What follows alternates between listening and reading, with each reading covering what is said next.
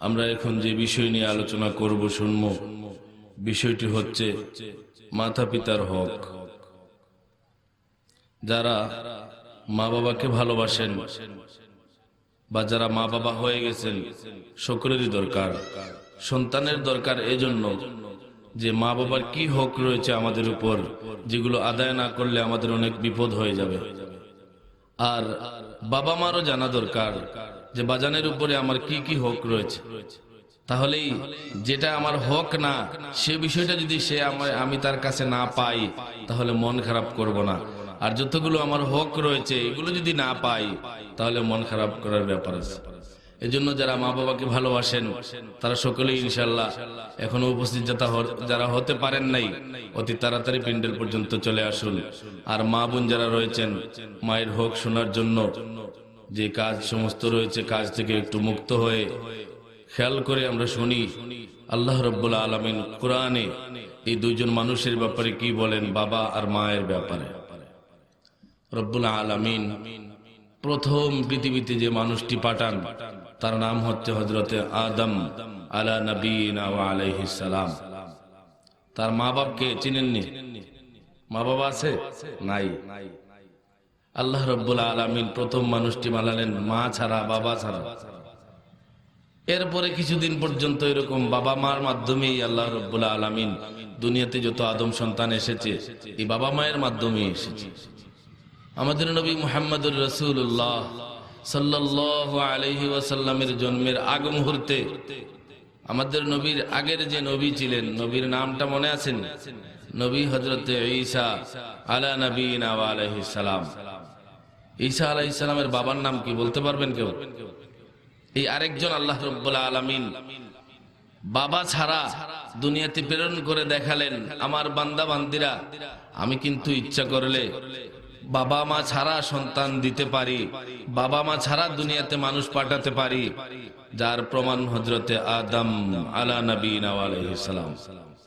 আবার শুধুমাত্র একজন পুরুষ থেকে আরেকজন মানুষ বানাতে পারি, কোন মহিলার প্রয়োজন হয় না। তার দৃষ্টান্ত হচ্ছে হযরতে মা হাওয়া আলাইহাস সালাম। আবার বললেন, দেখো শুধু পুরুষ থেকে নয়, আমি শুধুমাত্র একজন মহিলা থেকেও মানুষ বানাতে পারি, যার দৃষ্টান্ত আমাদের নবীর পূর্বে যে নবী ছিলেন হযরতে ঈসা আলা নবিয়িনা ওয়া আলাইহিস সালাম। তা আল্লাহ ইচ্ছা করলে দুনিয়াতে যত মানুষ রয়েছে সবাই কি আদম আলাইহিস সালামের মতো বানাতে পারতেন? কোনো মায়ের দরকার হতো না, বাবার দরকার হতো না। কিন্তু দুনিয়ার একটা নিজাম, একটা শৃঙ্খলা আল্লাহ রাব্বুল আলামিন দিতে চান, মানুষকে একটা মায়ার বন্ধনে আবদ্ধ করতে চান। এইজন্য রব্বুল আলামিন ওই আদম আলা নবিয়িনা ওয়া আলাইহিস সালামকে যে পদ্ধতিতে পাঠালেন, হাওয়া আলাইহাস সালামকে যে পদ্ধতিতে পাঠালেন, হযরতে ঈসা রূহুল্লাহ আলাইহিস সালাতু ওয়াস সালামকে যে পদ্ধতিতে পাঠালেন, সেই পদ্ধতিটা সব জায়গায় কাজে লাগাননি। কেন? দুনিয়াতে যাতে একটা শৃঙ্খলা এসে যায়। যখন নাকি আল্লাহ রাব্বুল আলামিন মা বাবার মাধ্যমে কোনো সন্তান দিবেন, এই সন্তানটাকে মা দীর্ঘদিন পর্যন্ত তার নিজের শরীরের মধ্যেই রাখবেন, মহব্বত বাড়তে থাকবে, ভিতরে অনেক কষ্ট দিবে, লাত্তি দিবে, ঘুষি দিবে, আর অনেক কিছু করবে, ঘুমালে ঘুম ভেঙে ফেলবে ভিতরে থাকা অবস্থায়। বের হওয়ার পরে আরো কত কিছু, এই পেশাব করে দিচ্ছে, এই টয়লেট করে দিচ্ছে। এরকম করতে করতে করতে করতে মায়ের আর এই সন্তানের মহব্বতটা অনেক দূর পর্যন্ত পৌঁছে যায়। এক পর্যায়ে এমন হয়ে যায় যে ওই মাকে যদি কেউ একটা বেত দিয়ে আঘাত করে আর এক বাচ্চাকে একটা আঘাত করে, তাহলে মাকে আঘাত করলে মা এত বেশি ব্যথা পান না যে পরিমাণ ব্যথা পান সন্তানকে আঘাত করলে। যার ফলে কি হয়, এই সন্তান আর এই মায়ের মধ্যে, মা এবং সন্তান, মা এবং ছেলে, মা এবং মেয়ের সম্পর্ক গড়ে ওঠে। ঠিক এরকম ভাবে আরেকজন লোককে আল্লাহ রাব্বুল আলামিন বাবার মর্যাদা দিয়েছেন, বাবা বানিয়েছেন। এই বাবা মিয়া সারাদিন বিভিন্ন কাজ করে, চাকরি করে, সরকারি বেসরকারি, মাটি কাটা, রাজমিস্ত্রি, কাঠমিস্ত্রি, সিএনজি, রিক্সা, ট্রাক, বাস, বিমান, আরো যত উপরে যান, কত কাজ করে। কেন করে? সব কি নিজের জন্য? না, ফ্যামিলির জন্য, সন্তান সন্তানাদির জন্য। তো এরকম করতে করতে এক পর্যায়ে এমন অবস্থা হয়, নিজে অসুস্থ হলে খুব একটা কষ্ট লাগে না, হাঁটতেছে আর কাশতেছে, হাঁটতেছে আর কাশতেছে, ওষুধ খান না, আরে এই কমে যাবে অল্প। কিন্তু এই বাজানি যখন নাকি বাড়িতে যায়, এই মাদ্রাসার হুজুর যখন বাড়িতে যায়, স্কুলের টিচার যখন বাড়িতে যায়, সিএনজিওয়ালা, রিক্সাওয়ালা, বিমান চালক, যে যাই করুক না কেন, যখন বাড়িতে যায়, মাত্র একবার যদি বাচ্চার কাশি শুনতে পায়, তখন তার খুব কষ্ট লাগে। বলে, আরে আমার বাজানের কি কাশি হয়ে গেল, বাজানকে তো ডাক্তার দেখানোর দরকার। বলে কি না? আরে বলে কি না কেন, বলেন কি না? আপনারাই তো বলেন, আমরাও বলি। যাদের সন্তান হয়েছে, যারা বিয়ে করেছেন, সন্তান আল্লাহ রাব্বুল আলামিন দিয়েছেন, তাদেরকে বাচ্চার মহব্বত কি এটা বলে বোঝানো লাগবে না। আর যারা এখনো পান নাই, আল্লাহ রাব্বুল আলামিনের কাছে দোয়া করি, যখন প্রাপ্তবয়স্ক হবেন, আল্লাহ যেন পুরুষ যারা রয়েছেন তাদের জন্য এমন এক নেক মহিলার ব্যবস্থা করে দেন। হাদিসে আছে, আদ-দুনিয়া কুল্লুহা মাতা ওয়া খায়রু মাতা'id দুনিয়া আল মারআতু সালিহা। দুনিয়ার সবই হচ্ছে ভোগ্য বস্তু, সকল হচ্ছে মানুষের জন্য সামান, আর এর মধ্যে সর্বোত্তম সামান, সর্বোত্তম জিনিস হচ্ছে আল মারআতু সালিহা, নেক স্ত্রী। সৎসঙ্গে স্বর্গবাস, অসৎসঙ্গে সর্বনাশ, আর সঙ্গদোষে লোহা বাসা। যাক, ওই আলোচনা আমার নয়, এই জন্য সেটা করব না, আমাদের আলোচনায় চলে যাব। এতটুকু বুঝাতে চাচ্ছি, রব্বুল আলামিন ইচ্ছা করলেও মা বাবা ছাড়াই সন্তান দুনিয়াতে দিতে পারতেন। মা বাবা ছাড়া আমাদের প্রত্যেককে আদম আলা নবীনা ওয়া আলাইহিস সালামের মতো দুনিয়াতে পাঠাতে পারতেন, কিন্তু পাঠান নাই। কেন পাঠালেন না? এমনিতেই মানুষ যেই রকমের মারামারি আর কাটাকাটি আর ঝগড়া হানাহানি কত কিছু চলে, আর যদি মা বাবা ছাড়া হইতো তাহলে তো প্রত্যেকেই ব্যক্তিগতভাবে তার নিজস্ব একটা দলের মতো হতো, নিজস্ব একটা মত হতো। এখন তো আরে আব্বা কি বলছিল, বলে আব্বাই বলছে, বলে আব্বা যেটা বলছে আমি সেটার লগে একমত। যদি বাবারে মানে এমন সন্তান হয় আর তার কাছে কোনো বিষয়ে পরামর্শ চাইতে যান, যে আপনাদের বাড়ির যে এই পাশে যে জায়গাটা আছে এটাতে আমি একটা কাজ করতে চাই, ওই বেটা এটা আমারে জিজ্ঞেস, আব্বা আছে না, আব্বারে জিজ্ঞেস। যদি কয়ে যে আব্বার তো বলছিলাম, বলে উনি কি বলছে, উনি বলছে যে হ্যাঁ অনুমতি আছে, বলে তাহলে ঠিক আছে, আমারও অনুমতি আছে। আর যদি বাবা না হয়ে ওই লোকটা স্বতন্ত্র আলাদা একটা লোক হইতো, তার বাবা না, মামা না, খালু না, কিছুই না, আর সেও ওই বেচারার বাগনিও না, ছেলেও না, বাগনাও না, তাহলে এখন শুধুমাত্র বাবাকে জিজ্ঞেস করলে হতো না, তখন আর সেই কথা প্রশ্ন করতো না যে বাবাকে কিছু বলতো, কারণ তার তো বাবাই নাই, সে স্বতন্ত্র এক মানুষ, তার না আছে বাবা, না আছে মা। আর ওই এখন যিনি বাবা, এই বাবা মেয়েও তো স্বতন্ত্র একজন মানুষ, তারও বাবা নাই, মা নাই, আরো মারামারি বেড়ে যেত। এখন তো আলহামদুলিল্লাহ এই মা বাবার কারণে আল্লাহ রাব্বুল আলামিন এক পরিবারের সন্তানদেরকে এক সুতায় বেঁধে রেখেছেন, গেঁথে রেখেছেন, যার কারণে কমসে কম এই পরিবারের মধ্যে খুব একটা ঝামেলা হয় না। অন্য পরিবার থেকে কিছু মানুষ আসার আগ পর্যন্ত খুব কমই এমন ঘটনা ঘটে যে এখন ওই বাড়ির কেউ বিয়েও করে না, আর দুই ভাইয়ের সম্পর্ক খারাপ। এটা কপাল ফোড়া দুই সাইড জনের মনে হতে পারে। রব্বুল আলামিন এই দুনিয়ার শৃঙ্খলাকে সুন্দর করার জন্য, মানুষকে ভালোবাসার জালে আবদ্ধ করার জন্য, এক সুতায় গেঁথে রাখার জন্য রব্বুল আলামিন এই মাতা পিতার পদ্ধতিতে সন্তান দুনিয়াতে পাঠালেন। তাছাড়া একজন মানুষের একটা শিশুকাল থাকে, এরপরে আবার বার্ধক্য একটা কাল থাকে। যদি একজন মানুষকে তার শিশুকালও নেই, বার্ধক্যকালে নেই, প্রথমেই জোয়ান, আর পরে মৃত্যুবরণ করলো এই সময়ও জোয়ান, তাহলে সে শিশুকাল বার্ধক্যকালে দুই কাল থেকে সে মাহরুম হয়ে গেল, এই দুই কাল সে পেল না। আর যদি বলেন তে আল্লাহ রাব্বুল আলামিন শুরু থেকেই শিশুকাল দিয়ে দিতেন, ও শিশুকাল দিয়ে দিতেন।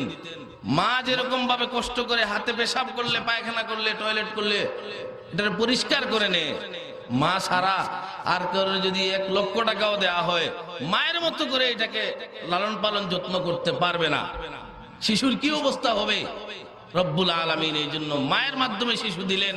শিশুর জন্মের পর থেকে নিয়ে যদি বুড়াও হয়ে যায় আর মা যদি জীবিত থাকেন, তারপরেও 2 হাত তুলে ওই বাজানের জন্য দোয়া করে, ওই মেয়ের জন্য দোয়া করে। আমি যখন নারায়ণগঞ্জে ছিলাম, এক মহিলা মসজিদের গেটে এসে খবর দিয়েছে দারোয়ানের মাধ্যমে যে হুজুরের একটু আসতে বলুন। আমি তো একটু মনে মনে রাগ করলাম, কত বড় সাহস মহিলার। আমি খতিব সাহেব আমারে কই নিচে যেতাম, মহিলা একজন পুরুষে কইলেও কথা, তারপরে কই না যাই, এই মাটা হয়তো কোনো বিপদে আছে। গেলাম, যাওয়ার পর আমার রাগ চলে গেছে, দেখলাম এত বুড়া যে বেচারি সোজা হয়ে আমার দিকে তাকাতেও পারতেছে না, মুখ নিচের দিকে বেঁকা হয়ে আছে। তারপরে পর্দা টর্দা করে বলতেছে, বাজান একটা দোয়ার জন্য আসছিলাম। বললাম, মা কি দোয়া করতে হবে বলেন। বললো যে আমার ছেলে আর ছেলের বউ দুইজনই অসুস্থ, আপনি একটু দোয়া করবেন ওদের জন্য। মসজিদে 5 টাকা দান করছে, বেচারি খুবই গরিব, আরেকজনের বাড়ির বারান্দার মধ্যে থাকে। চিন্তা করলাম এই বেচারি নিজেই তো এত বৃদ্ধ হয়েছে, আমি এরকম খুব কম দেখেছি, এত বয়স। এই বেচারি তার নিজের জন্য দোয়া চাইতেছে না, বলে কি আমার বাজান আর আমার বৌমা এই দুইজন অসুস্থ, একটু দোয়া করবেন। বাজানের জন্য তো দোয়া চাবেই, তার পেটের সন্তান, আর বৌমার লেগে দোয়া চাইতেছে। এখন যদি বৌমারে মায়ের মতো করে না রাখতে পারে, মেয়ের মতো করে, তাহলে এর থেকে কোনো কিছু পাবেনি। এই জন্যই এর জন্য দোয়া চাইতেছে। তো রব্বুল আলামিন আমাদেরকে এই ভালোবাসার জালে, মোহব্বতের জালে, প্রেমের জালে আবদ্ধ করার জন্য মাতা পিতার মাধ্যমে সন্তান দিলেন, যাতে করে একটা মোহব্বতের মাধ্যমে এই দুনিয়াতে এক একটা পরিবার আগে বাড়তে থাকে। তাছাড়া দুনিয়াতে আল্লাহ রাব্বুল আলামিন মানুষকে এমনিতেই পাঠান নাই, কিছু পরীক্ষার জন্য পাঠিয়েছেন, কিছু প্রশ্ন দিয়ে দিয়েছেন। এই প্রশ্নগুলোর উত্তর যে সঠিকভাবে দিতে পারবে, কিয়ামত দিবসে সে হাসতে হাসতে জান্নাত পর্যন্ত চলে যাবে। আর যে ব্যক্তি প্রশ্নগুলোর উত্তর দিতে পারবে না, এই পরীক্ষায় পাশ করতে পারবে না, তাদের জন্য রয়েছে যন্ত্রণাদায়ক জাহান্নাম। সেই প্রশ্নগুলোর মধ্য থেকে একটা প্রশ্ন এটাও রয়েছে যে সন্তান তার মা বাবার সাথে ভালো ব্যবহার করবে, যদি করে জান্নাতি, যদি করে না জাহান্নামী। এখন যদি একটা মানুষ তার মা বাবা ছাড়াই দুনিয়াতে আসে, তাহলে সে কার খেদমত করবে আর কার সাথে ভালো ব্যবহার করবে? তার তো বাবাও নাই, মাও নাই, বাবা মা ছাড়াই দুনিয়াতে আসবে। এই জন্য রব্বুল আলামিন এই বাবা মার মাধ্যমে আমাদেরকে পাঠালেন, আর কোরআনের মধ্যে ঘোষণা দিয়ে দিলেন এই বাবা মা বড় দামি। এই দামি মানুষগুলোর সাথে ভালো ব্যবহার করতে হবে। কেউ যদি ভালো ব্যবহার না করে, যন্ত্রণাদায়ক শাস্তি তার জন্য অপেক্ষা করছে। আউযু বিল্লাহি মিনাশ শাইতানির রাজীম।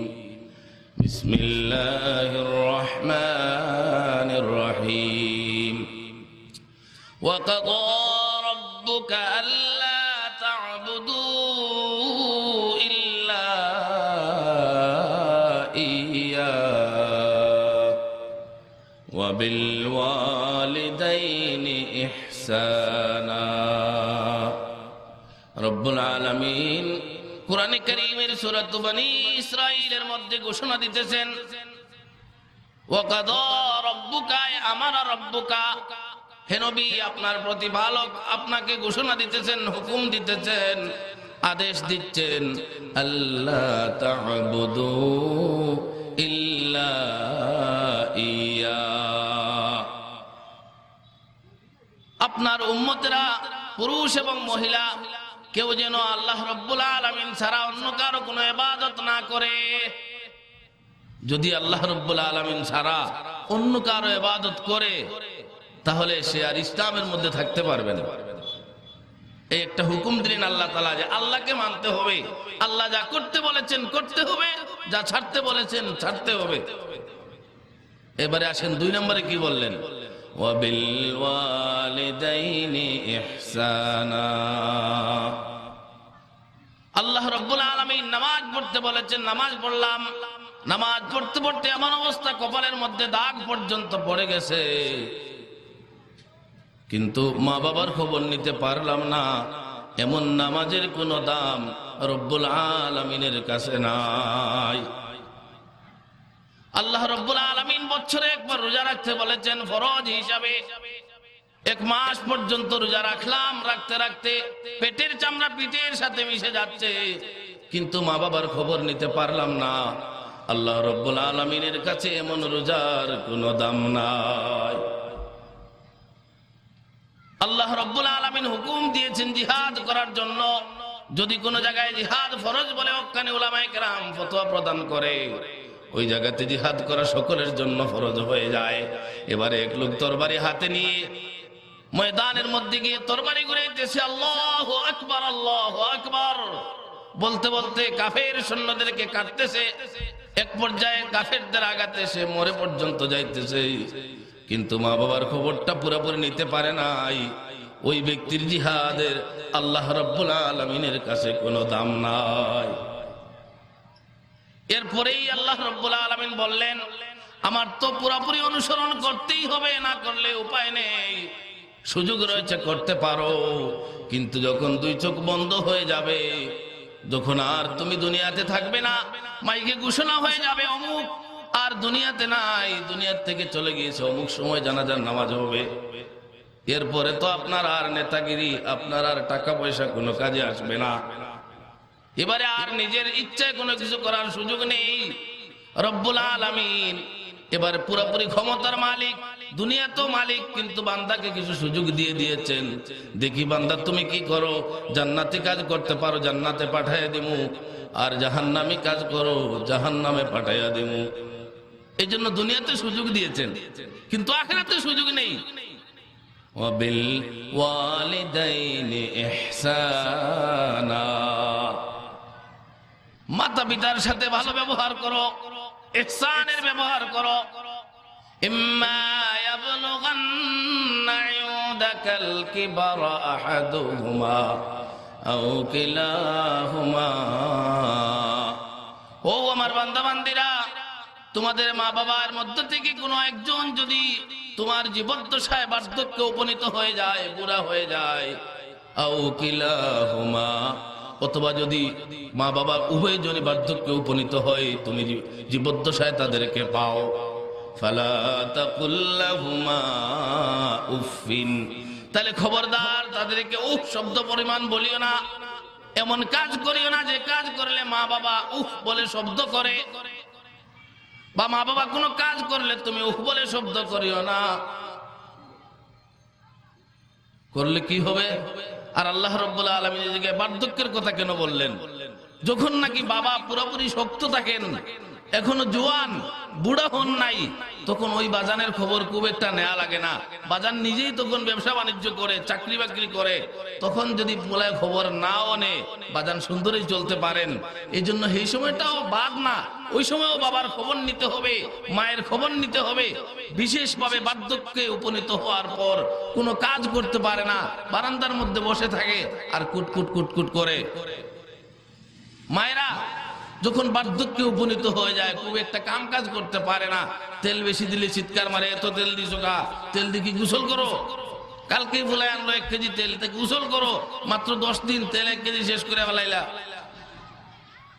হেরা তো একটু খেয়াল করে কাজ করে, তারা তাদের সন্তানের টাকা পয়সাটাকে খুব তাড়াতাড়ি করে ভেঙে ফেলতে চায় না, কষ্ট লাগে। এই জন্য বলে যে এত বেশি খরচ করিও না, এত তেল দিলে বিভিন্ন ধরনের রোগে দেখা দেয়। তো এখন এইসবের কারণে বাড়ির বউ আছে না, বউ একটু রাগ করে বলে, খালি ফেক ফেক ফেক ফেক করে, মায়েরা সরাই দেন তো, চলেন আমরা শহরে একটা বাসা নিয়ে চলে যাই, এরা বাড়িতেই থাক, মাসে মাসে টাকা পাঠাই দিবা। পরবর্তীতে ওই স্বামীও কয়ে যায়, আসলেই বাড়িতে খালি কেটকেট, বলে কি বাজান পোলাপান গুলারে পড়ামো তো, এদিকে ভালো স্কুল নেই, শহরে নিয়ে যাই, একটা বাসা নেবো, ওগুলো স্কুলে লেখাপড়া করবে, আপনাদেরকে ওই জায়গায় নিয়ে যাবো, সমস্যা নেই, এই কয়দিন থাকি তারপরে আপনাদেরকে এসে নিয়ে যাবো। পরে পারলে নে, আর নিলেও এমন অবস্থায় রাখে যে ছোটবেলায় তাদের বন্ধুদের সাথেও সাক্ষাৎ করতে পারে না। আমাদের যেরকম বন্ধু বান্ধব আছে, বুড়া হয়ে গেছে যারা, তাদের কি বন্ধু বান্ধব নেই? তাদেরও বন্ধু বান্ধব আছে, তারা চায় এদের সাথে একটু দেখা সাক্ষাৎ হোক। আপনি যদি শহরে নিয়ে বন্দি করে রাখেন, তাদের এই বন্ধু বান্ধবের সাথে খুব একটা দেখা করতে পারে না, বড় কষ্ট লাগে, কান্দে বন্ধু বান্ধবের কথা মনে পড়লে। এই জন্য বাসায় বেশি দিন থাকতে চায় না, বলে বাজান রে আমার বাড়ি দিয়ে আয়, আমার অমুক বাড়ির বন্ধু, রায়গড়ের বন্ধু, নগরের ক্লাসমেট, অমুক জায়গায় মক্তবে একসাথে পড়ছিলাম আমার একটা বন্ধু, অমুক জায়গায় স্কুলে ক্লাস 3-তে একসাথে পড়ছি আমার বন্ধু, এর সাথে দেখা হয় না, আমার বাড়িতে নিয়ে যায়, আমি একটু তাদের সাথে দেখা সাক্ষাৎ করি। পরবর্তীতে বাড়িতে চলে আসে, এরা বাড়িতে কষ্ট করতেছে, এরা এই জায়গায় মনে করেন যে এখন বেশি একটা কাম কাজ নাই, বাবাও নাই মাও নাই, এরা তো বাড়িতে, আর এরা তো শহরে। তো বাজানে যখন নাকি ছেলেটা স্বামী যখন অফিস করে আসে, খাওয়া দাওয়া করেই হেরা আবার ঘুরতে বের হয়ে যায় বিভিন্ন পার্কে ঘুরে, আর মা বাবা না খেয়ে আছে, কষ্ট করতেছে, শীতের কাপড়ের ব্যবস্থা নেই, ভালো বিছানার ব্যবস্থা নেই, কষ্ট করতেছে। রব্বুল আলামিন এই জন্য বার্ধক্যের কথাটা এখানে উল্লেখ করে দিলেন, ইম্মা ইয়াবলুগান্না ইনদাকাল কিবারা আহাদুহুমা আও কিলাহুমা ফালা তাকুল লাহুমা উফিন ওয়ালা তানহারহুমা। ও আমার বান্দা বান্দীরা, খবরদার খবরদার, যে বাবার আজকে চুল পেকে গিয়েছে, যে বাবাটা আজকে দেখতে একবারে শুকনা শুকনা মনে হয়, সারাদিন হাঁটে আর চিন্তা করে, এই মিয়া তার নিজের জন্য চিন্তা করে না, চিন্তা করে তোমার জন্য, তার সন্তান সন্ততির জন্য। এই জন্য এই বুড়া মেয়ারে উফ পর্যন্ত বলিও না, এবং এই মেয়ারে কষ্ট দিও না। ওয়ালা তানহারহুমা, খবরদার তাদেরকে কোনো সময় ধমক দিও না। وَقُلْ لَهُمَا قَوْلًا كَرِيمًا, আর মা বাবার সাথে খুব আদবের সহিত শিষ্টাচারের সহিত কথা বলো। এরপরে আয়াতে আল্লাহ রাব্বুল আলামিন আরেকটু বাড়াইতেছেন যে মা বাবার জন্য দোয়াও করতে হবে। অনেকের মা বাবা তো দুনিয়াতে নাই, চলে গেছে, আসেন না এখানেও খোঁজ নিলে পাওয়া যাবে যে মা বাবা দুনিয়াতে নাই, কবরে চলে গেছে। তো এখন তাদের খেদমত কিভাবে করব? রব্বুল আলামিন সেই ব্যবস্থাটাও করে দিলেন, ওয়াখফিদ লাহুমা জানাহাল যুল্লি মিনার রাহমাতি ওয়া কুর রাব্বিরহামহুমা কামা রাব্বায়ানি সগীরা। হে আমার বান্দা বান্দীরা, তোমরা তোমাদের মা বাবা এই দুইটা মানুষের জন্য ভালোবাসার সহিত তোমাদের মাথাটাকে একবারে নম্রভাবে বিনয়ের সাথে মাথাটাকে তাদের সামনে ঝুঁকিয়ে দাও। ওয়াকুর, আর এই দোয়াটা করতে থাকো, রব্বিরহামহুমা কামা রাব্বায়ানি সগীরা। হে রব্বুল আলামিন, আমার এই মার বাবা ছোটবেলায় আমাকে যেভাবে কষ্ট করে লালন পালন করেছে, তারা যেভাবে আমার উপর রহম আর দয়া করেছে, আমার যখন জন্ম হলো তখন মা যদি বলতেন, হায় রে এতদিন পেটে থেকে কষ্ট দিয়েছো, এখন বাহিরে এসেও কষ্ট দিতে চাও, তোমাকে আর রাখতে চাই না, তোমাকে দূরে ফেলে দিব, ইচ্ছা করলে পারতো কিনা? পারতেন। এমনিতেই এতদিন কষ্ট করলেন, 10 মাস 10 দিন কম বেশি, আবার আসার পরেই পেশাব করে দে, পায়খানা করে দে, আবার কান্দে, খাবে, আবার এমনিতে জ্বর হয়ে যায়, ডক্টরের কাছে নিয়ে যাও, কত ঝামেলা। আর একটু বড় হইলে চকলেট খামো, টাকা দেন, আর একটু বড় হলে মাদ্রাসায় ভর্তি করান, স্কুলে ভর্তি করান, আর একটু বড় হলে শার্ট দেন, পাঞ্জাবি দেন, আর একটু বড় হলে মোবাইল দেন একটা, কত ঝামেলা। এত ঝামেলা পোহাতে চাই না, তোমাকে দূরে ফেলে দিয়ে আসবো কুশিয়ারা নদীতে, কিন্তু কিছুই করলেন না। একবারে এক পা নাই, এক চোখ নাই, 2 চোখ নাই, 2 হাত নাই, 2 পা নাই, কালো যাই হোক না কেন মা কিন্তু সহ্য করতে পারবে না। তার পা নাই সন্তানকে যদি আপনি লেংড়া বলেন, তার চোখ নাই সন্তানকে আপনি যদি অন্ধ বলেন, মা সহ্য করতে পারে না, যেই হোক না কেন সেই মা। অনুরূপ ভাবে কালো, কিন্তু আপনি তার মায়ের সামনে গিয়ে কালো বললে এই বাচ্চার কষ্ট পাওয়ার আগে মা কষ্ট পেয়ে যায় যে আমার বাচ্চাটাকে চাঁদের মতো সুন্দর। আর আল্লাহ তো কোরআনের মধ্যে বলেও দিয়েছেন, আসলে কেউই অসুন্দর নয়, আল্লাহ সবাইকে সুন্দর করে সৃষ্টি করেছেন।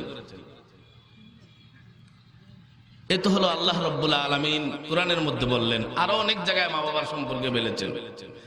নবী সাল্লাল্লাহু আলাইহি ওয়াসাল্লামের কাছে একবার হযরতে বাহজ ইবনে হাকিম এর বাবা তার দাদার থেকে হাদিস বর্ণনা করতেছেন। আন বাহজ ইবনে হাকিম আন আবিহি আন জাদ্দিহি আন্নাহু قال ইয়া রাসূলুল্লাহ মান আবাররু। হে আল্লাহর নবী, কার সাথে সবচাইতে ভালো ব্যবহার করতে হবে সেই মানুষটাকে রাসূলুল্লাহ সাল্লাল্লাহু আলাইহি ওয়াসাল্লাম বললেন, উম্মাকা, তোমার আম্মা জান। বাহজ ইবনে হাকিমের দাদা বলেন, ক্বালা কুলতু সুম্মা মান ইয়া রাসূলুল্লাহ, ওগো আল্লাহর রাসূল, এরপরে মানুষটাকে যার সাথে সবচেয়ে ভালো ব্যবহার করতে হবে। রাসূল দ্বিতীয়বার বললেন উম্মাকা, তোমার আম্মা। বাহজ ইবনে হাকিমের দাদা আবার প্রশ্ন করলেন, কুলতু সুম্মা মান ইয়া রাসূলুল্লাহ, ওগো আল্লাহর রাসূল, এরপরের ব্যক্তিটাকে যার সাথে সবচেয়ে ভালো ব্যবহার করতে হবে। রাসূল সাল্লাল্লাহু আলাইহি ওয়াসাল্লাম তৃতীয়বার বললেন উম্মাকা, তোমার আম্মা। বাহজ ইবনে হাকিমের দাদা পেরেশানির মধ্যে পড়ে গেলেন।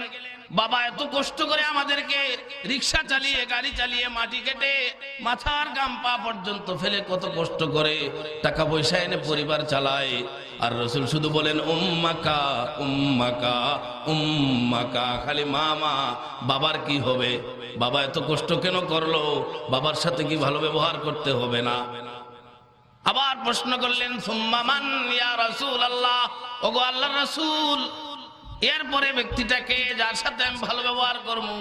রাসূল সাল্লাল্লাহু আলাইহি ওয়াসাল্লাম এবার বললেন সুম্মা আবাকা সুম্মাল আকরাবু ফাল আকরাব। চতুর্থ নম্বরে রাসূল সাল্লাল্লাহু আলাইহি ওয়াসাল্লাম বললেন, এরপরে যে লোকটার সাথে পৃথিবীর মধ্যে সবচেয়ে বেশি ভালো ব্যবহার করবে সে হচ্ছে তোমার বাবা। সুম্মাল আকরাবু ফাল আকরাব, এরপরে নিকটাত্মীয়, সবচেয়ে নিকটাত্মীয়কে সবচেয়ে বেশি ভালো ব্যবহার, এর একটু দূরে যে তার সাথে পরের স্তরের ভালো ব্যবহার, এরপরে যে তার সাথে ভালো ব্যবহার। রব্বুল আলামিন মায়ের কথা কয়বার বললেন? রব্বুল আলামিন নবী মুহাম্মদুর রাসূলুল্লাহ মায়ের কথা কয়বার বললেন?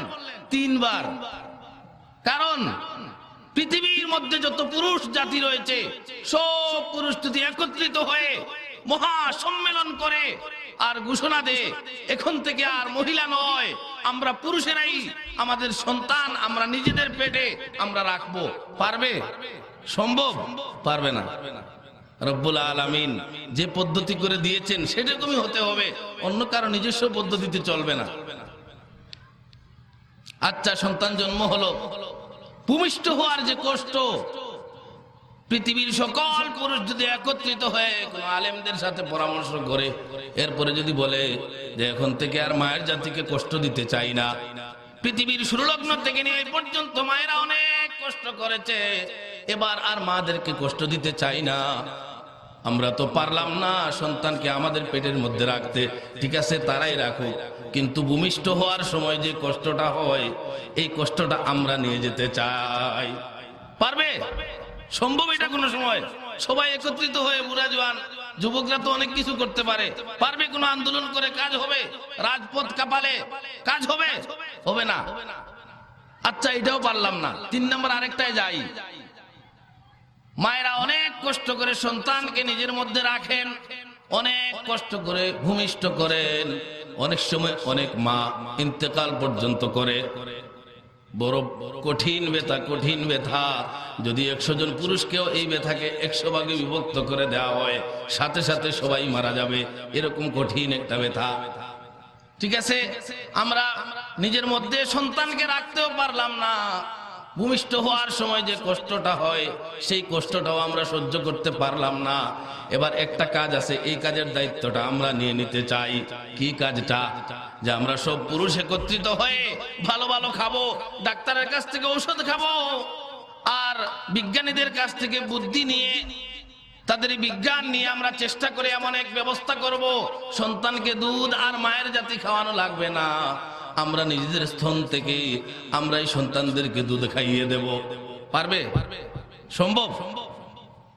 এই 3টা কাজ এমন যে 3টা কাজ বাবা আদম আলাইহিস সালাম থেকে নিয়ে পৃথিবী ধ্বংস হওয়া পর্যন্ত যে পুরুষ সন্তানটা দুনিয়াতে আসবে সবাই একত্রিত হয়েও এই 3 কাজের একটা কাজও করতে পারবে না। এরপরের কাজ যেগুলো আছে সেগুলা মোটামুটি কষ্ট নষ্ট করে, কষ্ট হবে, সেগুলো পারবে, কিন্তু এই 3 কাজ কোন মায়ের পেটের বাচ্চা পুরুষ হয়ে এই 3 কাজের কোনো কাজ করবে অসম্ভব। যেহেতু এই 3 কাজ অসম্ভব, শুধু মায়েরাই পারে, এই জন্য রব্বুল আলামিনের পাঠানো প্রেরিত সর্বশ্রেষ্ঠ রাসূল মুহাম্মদুর রাসূলুল্লাহ সাল্লাল্লাহু আলাইহি ওয়াসাল্লাম বাহজ ইবনে হাকিমের দাদার প্রশ্নের জবাবে প্রথমে বললেন উম্মাক সুম্মা মান, উম্মাক সুম্মা মান, উম্মাক, তিনবার খালি উম্মাক উম্মাক, তোমার মা তোমার মা তোমার মা। আর 4 নম্বরে গিয়ে আব্বাজানের কথা বললেন। আরেক হাদিসের মধ্যে হযরত ইবনে মাসউদ রাদিয়াল্লাহু আনহু রাসূল মাকবুল সাল্লাল্লাহু আলাইহি ওয়াসাল্লামকে প্রশ্ন করলেন, আইয়ুল আমালি আফদালু ইয়া রাসূলুল্লাহ। ওগো আল্লাহর রাসূল, দুনিয়াতে তো আমলের জন্য পাঠালে, কিন্তু কোন আমলটা তোমার কাছে সবচাইতে বেশি উত্তম, সেই আমলটার কথা আমাকে একটু বলে দাও। রাসূল করিম সাল্লাল্লাহু আলাইহি ওয়াসাল্লাম বললেন, as-salatu bimiqatiha, সময় মতো নামাজ আদায় করা, এটা হচ্ছে সর্বোত্তম কাজ, সর্বোত্তম আমল। হযরত ইবনে মাসউদ রাদিয়াল্লাহু আনহু দ্বিতীয়বার প্রশ্ন করলেন, সুম্মা মাযা ইয়া রাসূলুল্লাহ, ওগো আল্লাহর রাসূল, এরপরে সবচাইতে ভালো আমল কোনটা, উত্তম আমল কোনটা? রাসূল করিম সাল্লাল্লাহু আলাইহি ওয়াসাল্লাম দ্বিতীয়বারে বললেন, বিররুল ওয়ালিদাইন। 2 নাম্বার সবচাইতে ভালো কাজ হচ্ছে মাতা পিতার সাথে ভালো ব্যবহার করা। এই দুজনকে কষ্ট দেয়া যাবে না। এই দুজনের যত প্রয়োজন রয়েছে নিজের সাধ্য অনুযায়ী তাদের প্রয়োজন মিটাই দেয়া। এদের যত খেদমতের প্রয়োজন হয় সবগুলো খেদমত করা। এদেরকে কখনো ধমক না দেয়া, মারামারি তো করা যাবেই না, ধমক পর্যন্ত দেওয়া যাবে না। হযরতে আবু হুরায়রা রাদিয়াল্লাহু আনহু থেকে আরেকটা হাদিস বর্ণিত আছে, হযরতে নবী সাল্লাল্লাহু আলাইহি ওয়াসাল্লামকে এক সাহাবী প্রশ্ন করলেন, ইয়া রাসূলুল্লাহ, হে আল্লাহর রাসূল, কবিরা গুনাহ সম্পর্কে আমাদেরকে একটু বলেন। রাসূল সাল্লাল্লাহু আলাইহি ওয়াসাল্লাম বলেন, আমি কি তোমাদেরকে কবিরা গুনাহ সম্পর্কে আলা উহাদ্দিসুকুম বিআকবারিল কাবাইর, ও আমার সাহাবায়ে কেরাম, আমি কি তোমাদেরকে সবচেয়ে বড় কবিরা গুনার ব্যাপারে কিছু বলবো না? ক্বালু বালা ইয়া রাসূলুল্লাহ, সাহাবায়ে কেরাম সবাই বললেন, ইয়া রাসূলুল্লাহ, কেন বলবেন না, অবশ্যই বলেন। সবচেয়ে বড় কবিরা গুনাহ কোনটি? আমরা যাতে করে এই কবিরা গুনার কাছেও কখনো না যাই, জাহান্নামের আগুনে যেন জ্বলতে না হয়, অবশ্যই আমাদেরকে সবচেয়ে বড় কবিরা গুনাহটা একটু বলে দিন। রাসূল সাল্লাল্লাহু আলাইহি ওয়াসাল্লাম বললেন, আকবারুল কাবাইরি আইয়াশতুমার রাজুলু ওয়ালিদাই। ও আমার সাহাবায়ে কেরাম, শুনে রাখো, মন দিয়ে শুনে রাখো, সবচাইতে বড় কবিরা গুনাহ হচ্ছে কোন সন্তান তার মা বাবাকে ধমক দেওয়া, গালি দেওয়া। সাহাবায়ে কেরাম প্রশ্ন করলেন, ইয়া রাসূলুল্লাহ, ওয়া হাল ইয়াশতুমুর রাজুলু ওয়ালিদাই, ওয়া হাল ইয়াশতুমুর রাজুলু ওয়ালিদাই। ওগো আল্লাহর রাসূল, এই কেমন কথা বললেন? এমন কোন মানুষ কি দুনিয়ার মধ্যে রয়েছে, এমন কোন মা বাবার সন্তান কি দুনিয়াতে আছে যে সন্তানটা তার মা বাবাকে গালি দিতে পারে? রাসূল সাল্লাল্লাহু আলাইহি ওয়াসাল্লাম বলেন, হ্যাঁ হ্যাঁ অবশ্যই আছে, নাম, হ্যাঁ এরকম লোক রয়েছে। ইয়াসুব্বু আবার রাজুলি, ইয়াসুব্বু আবার রাজুলি ফায়াশতুমু আবাহু ফায়াসুব্বু আবাহু ওয়ায়াসুব্বু উম্মার রাজুলি ফায়াসুব্বু উম্মাহু ওয়ায়াশতুমু উম্মার রাজুলি ফায়াশতুমু উম্মাহু। নবী বলেন, হ্যাঁ এমন লোক পৃথিবীতে রয়েছে, দুইজন একত্রিত হয়েছে কোন একটা কাজের জন্য, কোন কারণে দুইজনের মধ্যে ঝগড়া হয়ে যায়, আর এই ঝগড়ার সময় একজন আরেকজনকে বলে শুয়োরের বাচ্চা, আরেকজনের মা তুইলা গালি দে। তখন ওই মেয়েকে বৈশা থাকে, তার তো আর কিছু না থাকলে মুখ আছে, জবান আছে, সেও বলে তুই শুয়োরের বাচ্চা। এই যে বলার সময় তখন তার মায়েরও গালি দেওয়া হয়ে যায়। একজনকে বলে কুত্তার বাচ্চা, তখন সে বসে থাকে না, সেও বলে তুই কুত্তার বাচ্চা। এই যে গালি দেওয়ার সময় একজন আরেক বাবাকে, একজনে তার বাবাকে গালি দেওয়ার কারণে সেও তার বাবাকে গালি দিয়ে দেয়। এইভাবে একজন মানুষ তার মা বাবাকেও গালি দিতে পারে। আর এই গালি দেওয়াটা হচ্ছে আকবারুল কাবাইর, সবচেয়ে বড় কবিরা গুনাহ। এখন তো আর আমাদের ওই মিশাল দিতে যেতে হবে না, দৃষ্টান্ত দেয়া লাগবে না যে সন্তান কি বাবাকে গালি দিতে পারে। এখন বর্তমানে এমন সন্তান পৃথিবীতে রয়েছে যে সন্তান শুধু গালি দিতে পারে না, বরং প্রহার পর্যন্ত করতে পারে মা বাবাকে। নাউযুবিল্লাহ।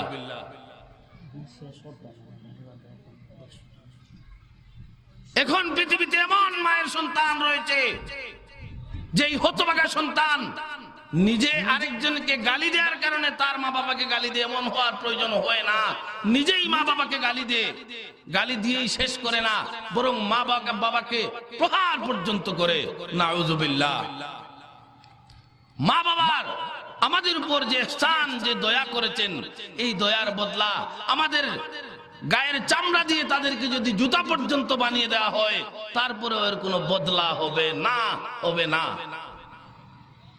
এক ব্যক্তি তার মায়ের কাছে গিয়ে বলতেছে, ওগো আম্মা জান, অনেক কষ্ট করেছো, আমাকে তোমার শরীরের মধ্যে স্থান দিয়েছো 10 মাস 10 দিন, এরপরে ভূমিষ্ঠ হওয়ার সময় কত কষ্ট করেছো, ব্যথায় জটপট করেছিলে মা গো।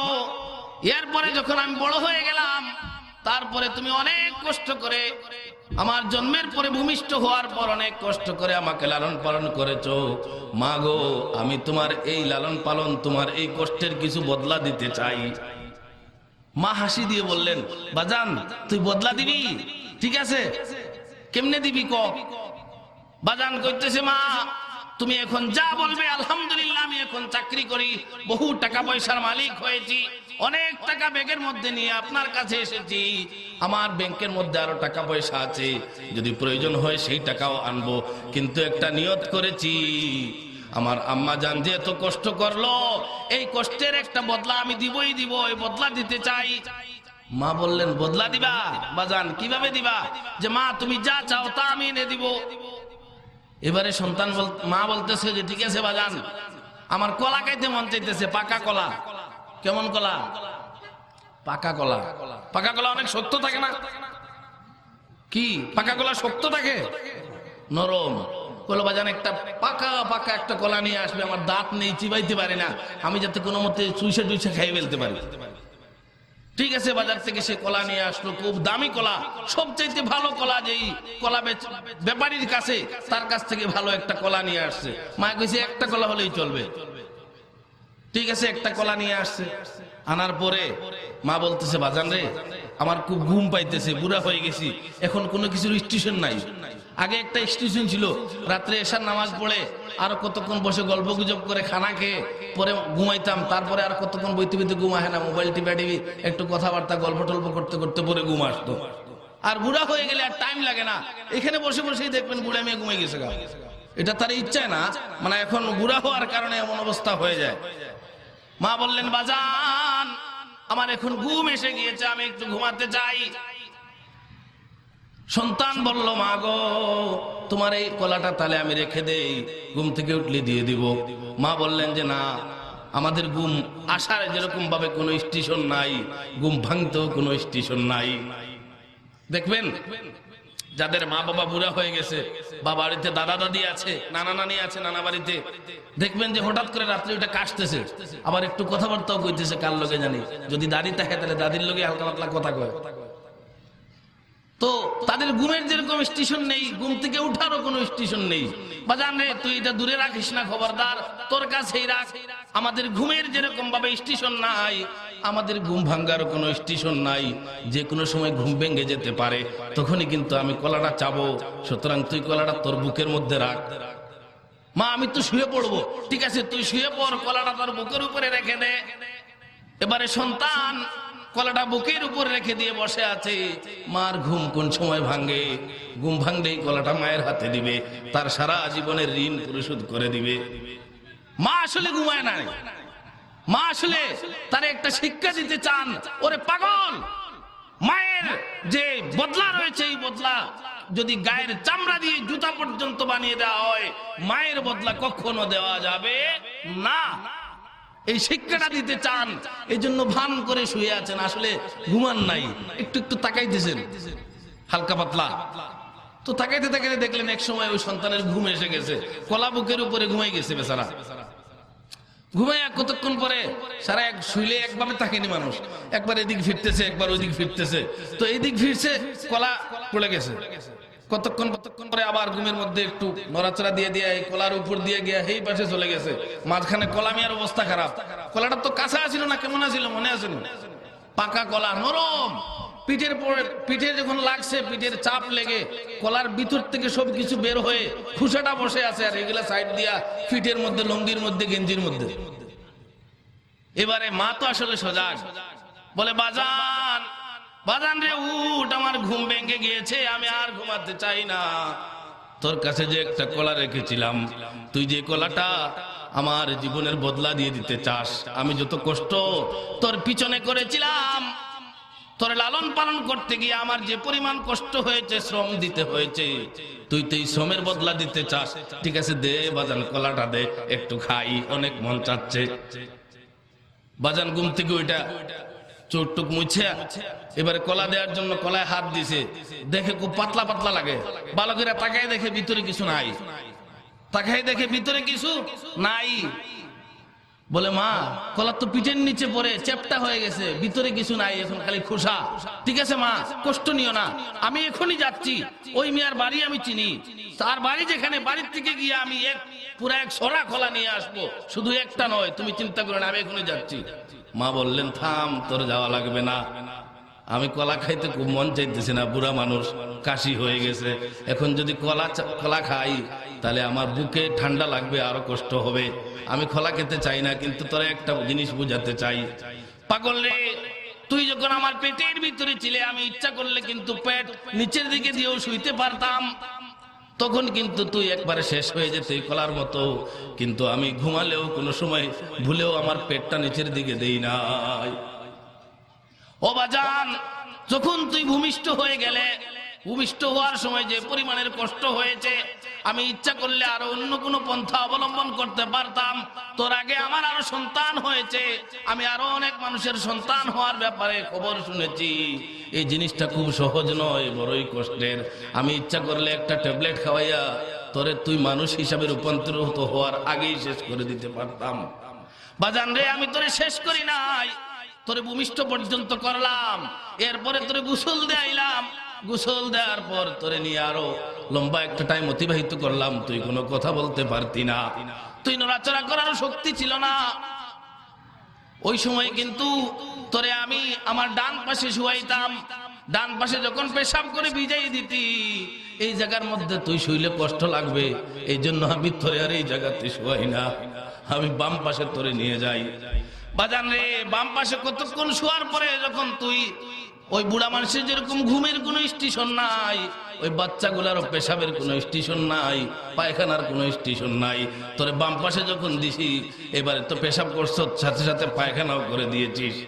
বাজান রে, এবারে এই জায়গার থেকেও তোকে পরিষ্কার করে আমি ডান পাশে, তুই আগে যে জায়গাটা ভিজিয়ে দিছিলে, সেই ভিজা জায়গায় আমি চলে গিয়ে তোকে শুকনা জায়গায় শুয়াইছিলাম, কিন্তু তুই এমন এক মানুষ, ওই শুকনা জায়গাটাও ভিজাই দিলি, এবারে তোরে কোথায় নিয়ে যাব? খাটে বা মাটিতে বিছানা করে যে পরিমাণ জায়গা ছিল পুরাটাই পেশাব করে ভিজাই দিছো, এবারে যাব কোথায়? বাজান রে, তোরে ওই কলা যেভাবে বুকের উপর রেখেছিলি, আমি তোরে এরকম বুকের উপর রাখে রাত্রি যাপন করে দিছি।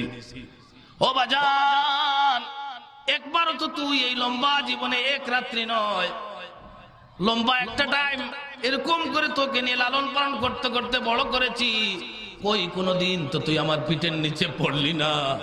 বাজান রে, কোনদিন তো তুই আমার পিঠের নিচে, পেটের নিচে, হাতের নিচে, পায়ের নিচে পড়লি না, পড়লে তো তোর এই কলার মতো অবস্থা হইতো। খবরদার খবরদার, হুঁশিয়ার হয়ে যা বাজান, মা বাবার ঋণ কখনো সুদ করা যায় না।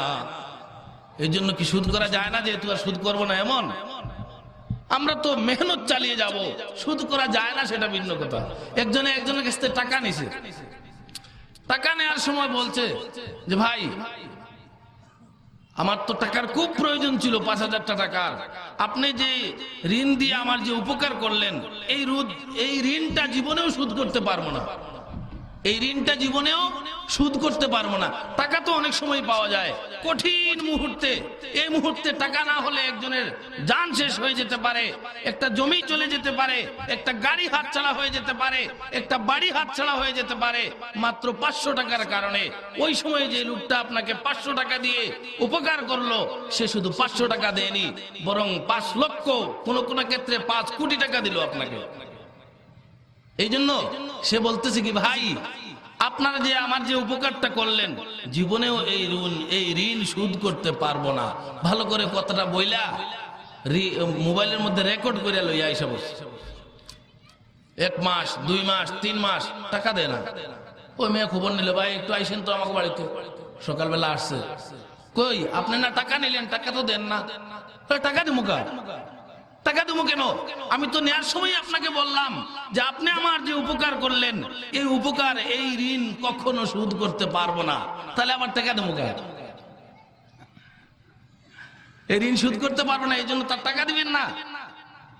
ঠিক এইরকম ভাবে মা বাবার ঋণ কখনো শোধ করা যাবে না।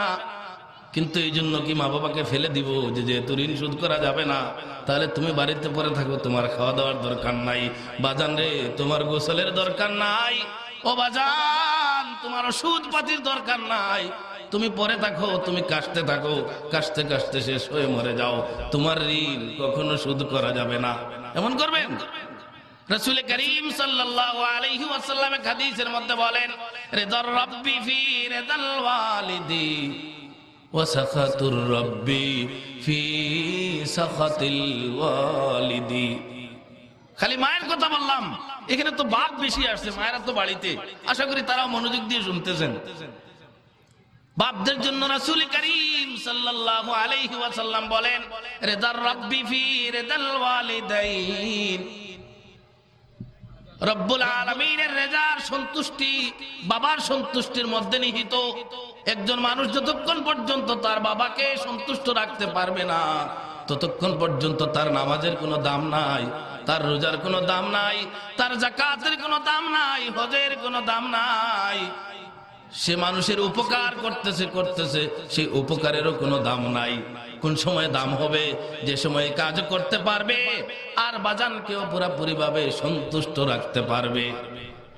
বাপদেরকে মাদেরকে সন্তুষ্ট রাখতে খুব একটা টাকা পয়সা লাগে না।